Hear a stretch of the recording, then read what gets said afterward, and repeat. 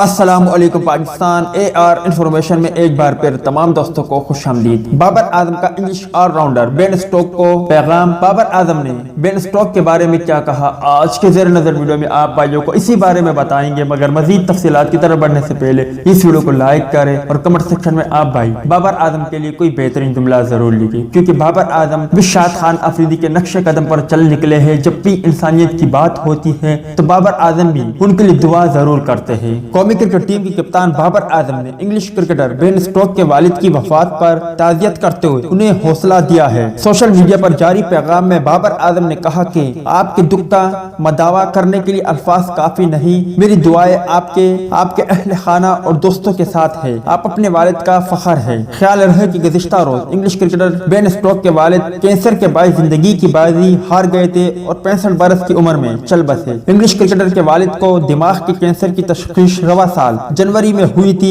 Ben Stoke के वालिद rugby league के खिलाड़ी और कोच भी थे। उनके इंतकाल की खबर की तस्दीक साबिक क्लब वर्किंगटन टाउन ने कर दी है। उम्मीद है दोस्तों कि आज की वीडियो भी आपको पसंद आई होगी। मिलते हैं किसी नेक्स्ट वीडियो में, तब तक के लिए इजाजत दीजिए। अल्लाह हाफिज।